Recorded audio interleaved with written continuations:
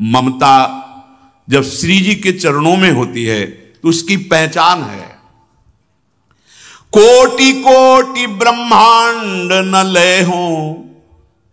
आप छुटकारा अपने से अगर करना चाहें कि आप एक ब्रह्मांड ले लीजिए, हमारा स्मरण छोड़ दीजिए, ममता समर्पित हृदय देख लीजिए। ममता समर्पित हृदय।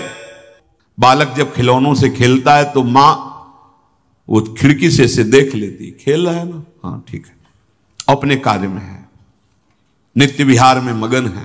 वात्सल्य समुद्र युगल सरकार। जिस दिन खेलना बंद कर दोगे और रोना शुरू हो जाओगे, तब जाओगे। रो क्यों रहा है?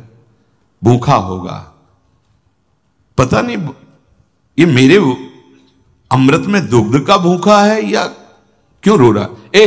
तुम जाओ गोद में ले लो, खिलाओ इसको, रिद्धियां सिद्धियां जाओ, भोग वैभव जाओ। और अगर चुप हो गया फिर नहीं आएंगे। वो किसी की गोद में नहीं चढ़ा, रोना और वो कोई खिलौना पसंद नहीं। अब वो बड़ा हठी है, अब हम ही को जाना पड़ेगा। ये साधारण उदाहरण दे रहे हैं। सर्वज्ञ वात्सल्य समुद्र युगल सरकार एक क्षण नहीं रुक सकते। जिस क्षण तुम विकल हो जाओगे उनके दर्शन के लिए, ये क्यों विकलता नहीं आ रही? कहीं राजी हो, कहीं राजी हो। कोई हमें संतोष प्रदान नहीं कर सकता, ना भोग, न पद, न लोक, केवल आपके चरणारविंद। ये बात तभी आएगी। दूरादपास स्वजनान सुखमर्थ कोटिम सर्वेषु साधन वरेषु चिरम निराशा, तो वर्षंतमेव सहजाद्भुत सौख्य धाराम श्री राधिका चरण रेणु महामिस्मरामि। परिवार संबंधी सुख, अर्थ संबंधी सुख, साधना संबंधी सुख सब न्योछावर लाडली जू के चरणों में। तब सहज में प्रेम वर्षा महासुख की जहां से होती, उन चरणों का यहां ठसक प्रकट होती है, उन चरणों का प्रादुर्भाव होता है। धन गृह कुटुंब राज सुख संपत्ति मुझे नहीं चाहिए। कहां लेके जाऊंगा? कौन लेके गया है या कोई ले जा पाएगा? मुझे इस झूठे जाल में नहीं फंसना लाडली। धन योग सिद्धि नवनिधि जग गाई, इनको सपने हूं चित्त न लय हो।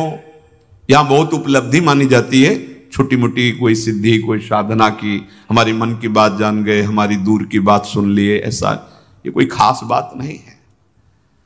प्रभु की प्राप्ति में, प्रभु की प्रेम प्राप्ति में अग्रत की कौन कहे, स्वप्न में भी प्रयोग नहीं होगा।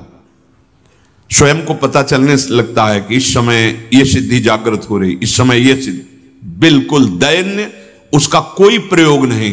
तब आगे बढ़ता उपासक चला जाता है। देखो हमारे ब्रज के महापुरुषों का, कोई तुम्हें चमत्कार दिखा दे, ये ऐसा कुछ नहीं। दैन्य होकर आपको ही प्रणाम करके चले जाएंगे। सामर्थ्य इतनी है कि बड़े बड़े लोकपाल हाथ जोड़े खड़े, उनका इशारा देखने के लिए कि आप हमको सेवा का अवसर दीजिए। बहुत बहुत। और आगे की बात, ममता सिर्फ लाडली जी के चरणों की स्थिति का देखो। योग सिद्धि नवनिधि स्वप्न में भी चित्त में इनके लिए कोई गुंजाइश नहीं। आपके श्री चरण कमल की दास्ता बस। मुझे मुक्ति नहीं, स्वर्ग नहीं, ब्रह्मादि की पदवी भी नहीं, कुछ नहीं चाहिए। यह है ममता केवल श्री जी के चरणों में। ऐसी ममता, यह तजी और कछु नहीं चाहत, आरत तेरी सुनई हो। कुछ नहीं लूंगा, कुछ नहीं चाहूंगा और रात दिन पुकारता रहूंगा, हे लाडली कभी तो मेरी आवाज सुनोगी। ममता। अब बचा अभिमान।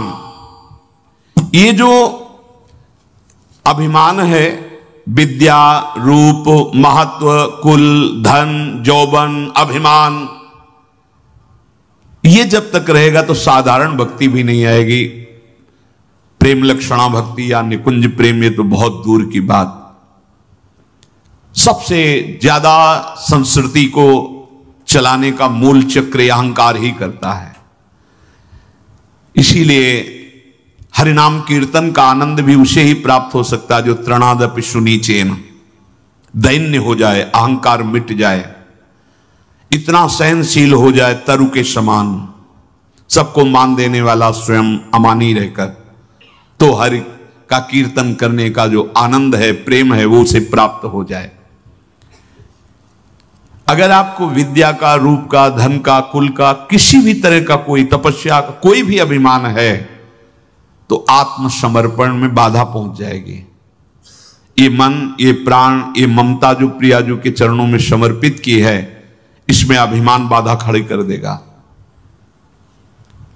अभिमान को समर्पित प्रश्न हुआ था शायद परसों कि अभिमान ये केवल सदगुरु के द्वारा होता है, केवल दूसरा कोई उपाय नहीं। जैसे अभी प्रसंग में बताया था, वो भारत की नदियों का भ्रमण किया, लेकिन वो पुष्ट हो रहा है। कोई भी साधन करो, ये बड़ा सूक्ष्म है, ये पुष्ट होता रहता है। अंतःकरण का अहम, ये केवल सदगुरु नष्ट करते हैं। बहुत समर्पण की आवश्यकता है, नहीं तो भाग पड़ता है। ये 4 ऑपरेशन होने हैं बड़े बड़े, मन के, प्राण के, ममता के, अभिमान के।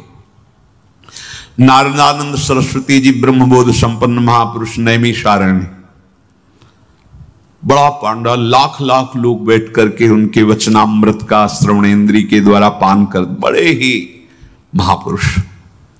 उनके बहुत से शिष्य थे, एक से एक ऊंची स्थिति के शिष्य थे। दर्शन किए, कई महीने उनके संग भी रहे गंगा के किनारे भ्रमण में। मंडली श्री स्वामी सर्वेश्वरानंद सरस्वती, कई शिष्य उनके ऐसे जो ब्रह्मबोध संपन्न थे। योग वासिष्ठ का सुबह वो प्रवचन करते थे, क्या अमृतमयी स्थिति थी, वो देखा है, साथ रहकर देखा है। तो विवेकानंद जी उनके जो शिष्य थे, नवीन कपड़े पहनकर सत्संग में, क्योंकि गुरु जी है, तो बहुत बड़ा आश्रम नैमिषारण्य में है श्री नारदानंद सरस्वती जी का। तो उनकी दृष्टि गई कि वह सत्संग करते हुए इशारा किया, इधर बैठ जाए।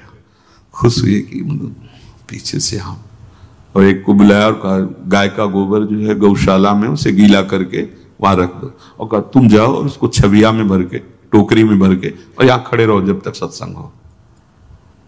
वो तो समझा था कि मतलब नजदीक बैठाला तो एक, अब वो गए, गोबर गीला, टप टप गोबर जो है ऐसे पूरे सबको, जितनी देर सत्संग हुआ गोबर की टोकरी। क्या है? अहंकार का मर्दन। वही उनके बाद वो वहां के अधिकारी हुए, सेवा अधिकारी, मतलब जो वहां के वही हुए विवेकानंद जी। अहंकार का मर्दन, खड़े रहो।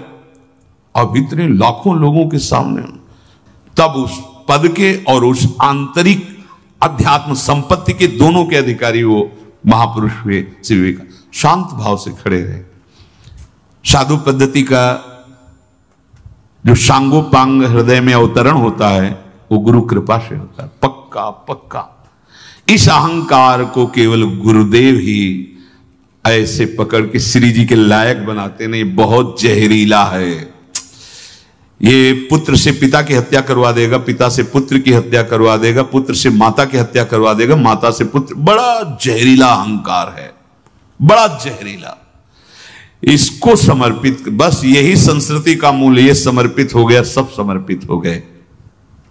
तो विचार करके देखो तुम्हारा है क्या, किस बात का अभिमान कर रहे हो।